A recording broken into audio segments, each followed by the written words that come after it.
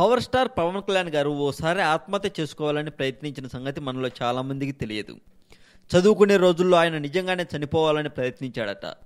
అయితే అన్నయ్య చిరంజీవి వదినలు ఆపి హితబోధ చేయడంతో అక్కడి నుంచి మనసు దృఢపరుచుకున్నాడట. రీసెంట్గా ఓ మ్యాగజైన్కి ఇచ్చిన ఇంటర్వ్యూలో పవన్ ఈ సంగతులని చెప్పాడు అని సమాచారం.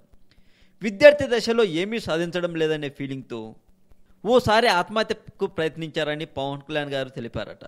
చిన్నతనంలో అనారోగ్యంతో కారణంగా చదువు సరిగా అబ్బలేదట. దాంతో ఎప్పుడు పరీక్షలు ఫెయిల్ అయ్యేవాడట పవన్. దాంతో సూసైడ్ చేసుకోవాలని కూడా ప్రయత్నించాడట. ఇంటర్ పరీక్షలు రాసే సమయంలో కాపీ కొట్టే అవకాశం వచ్చినా ఆ పని చేయలేదు. కాపీ కొట్టడానికి అంతరాత్మ అంగీకరించకపోవడంతో ఆ ప్రయత్నాన్ని విరమించుకున్నాను. వచ్చింది రాసి బయటకు వచ్చేయడంతో యథావిధిగా ఫెయిల్ అయ్యాను. ఫెయిల్ అవ్వడం కొత్త కాదు కదా, కనుక పట్టించుకోలేదు. మరోసారి ప్రయత్నించినా పాస్ కాలేకపోయాను. దాంతో మానసికంగా బాధపడ్డాను.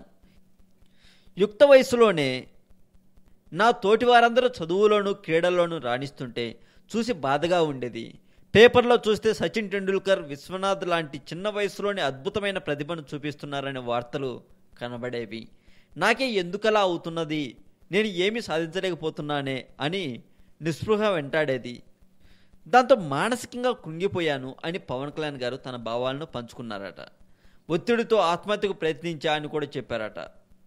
పవన్ ఆత్మహత్యకు ట్రై చేసేగా ఇంట్లో వాళ్ళు చూసి కాపాడారట.